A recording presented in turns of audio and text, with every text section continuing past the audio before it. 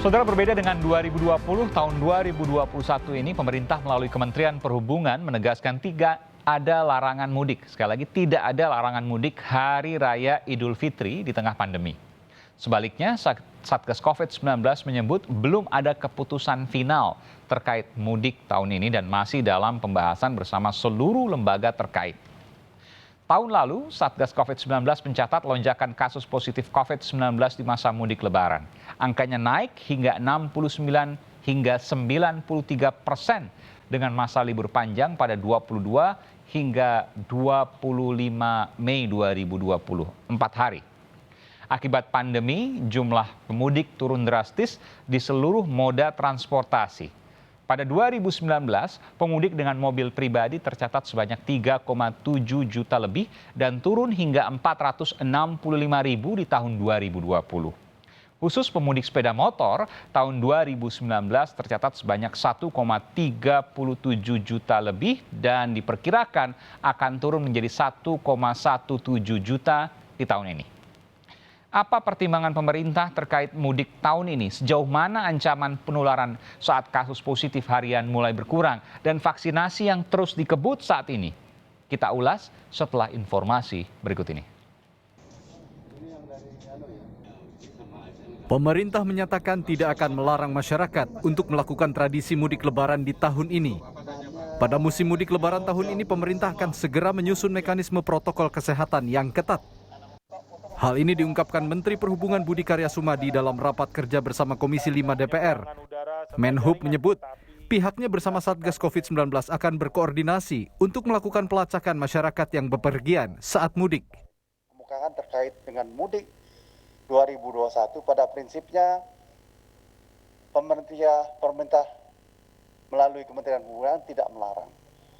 Kami akan berkoordinasi dengan gugus tugas bahwa mekanisme mudik itu kita atur bersama dengan pengetatan dan melakukan tracing terhadap mereka-mereka yang akan bepergian. Satgas Penanganan COVID-19 menjelaskan, kebijakan mudik Lebaran 2021 saat ini masih dalam tahap pembahasan kementerian dan lembaga terkait. Juru bicara Satgas Penanganan COVID-19 Wiku Adhisa Smito mengimbau, dilarang atau tidaknya mudik tetap membutuhkan sikap bijak masyarakat, khususnya saat melakukan perjalanan jauh yang berpotensi meningkatkan penularan COVID-19. Sejauh ini untuk kebijakan terkait mudik Lebaran masih dalam tahap pembahasan oleh kementerian dan lembaga terkait.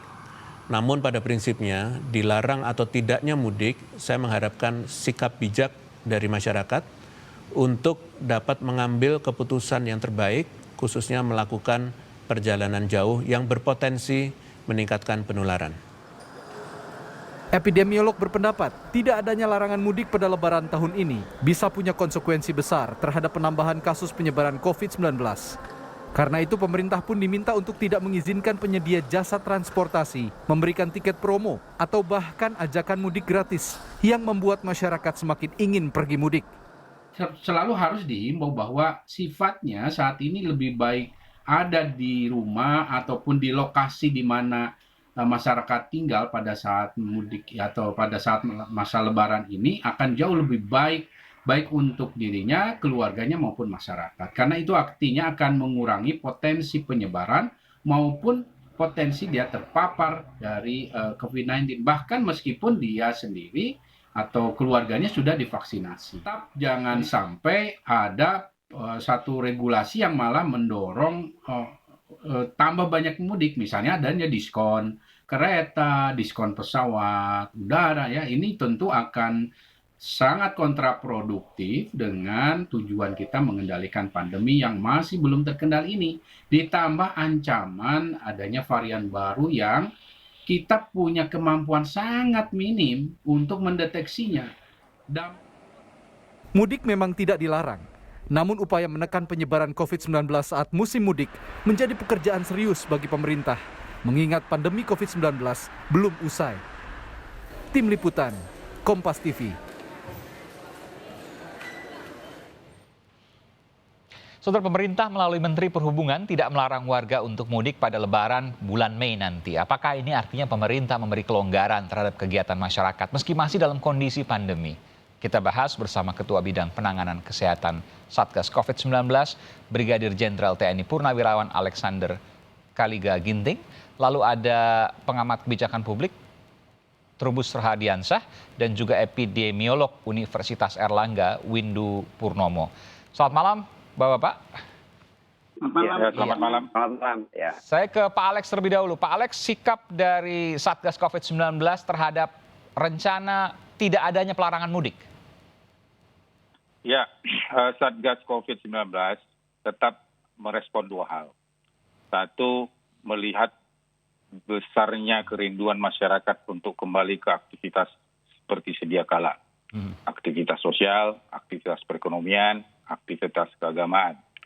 Tapi di satu sisi, Satgas COVID-19 juga merespons bahwa keamanan dan keselamatan masyarakat itu adalah nomor satu. Jadi inilah yang harus kita bertimbang, dan sebagaimana yang disampaikan oleh Prof. Wiku, bahwa Satgas COVID-19 akan masuk ke dalam pembahasan dalam minggu-minggu ini bersama lintas kementerian dan lintas badan yang ada. Karena apa? Karena kasus kumulatif kita lebih kurang 1,4 juta. Kemudian setiap hari ada 5.000 sampai 6.800-an kasus positif. Dan kemudian positif rate kita itu lebih kurang 13,47%. Padahal Badan Kesehatan Dunia yang dikatakan aman dan stabil itu lebih kurang 5%. Oke. Jadi artinya bahwa virus itu masih circulating. Masih belum aman. Iya. Ada di perkotaan, ada di pedesaan. Dan ini yang harus kita jaga. Jangan sampai mobilisasi masif dalam satu kurun waktu tertentu dari satu tempat ke tempat mengakibatkan kita saling menularkan. Artinya begini Pak Alex, saya simpulkan bahwa Satgas akan mengeluarkan pernyataan resmi dalam waktu dekat soal ini. Ya, sampai sekarang Satgas juga belum mencabut surat edaran nomor 7 dan nomor 8, termasuk perjalanan dalam negeri dan termasuk juga perjalanan dari luar negeri. Tentu surat edaran ini tentu harus diaktualisasikan dengan kondisi yang terakhir. Karena surat edaran nomor 7 itu dikeluarkan sekitar bulan Januari, Februari periode yang lalu. Oleh karena itu makanya sebagaimana yang disampaikan oleh Prof. Wiku, Satgas COVID akan terus membahas ini, dan tentunya yang prioritas kita adalah menjaga keamanan dan menjaga keselamatan masyarakat. Inilah yang paling prioritas.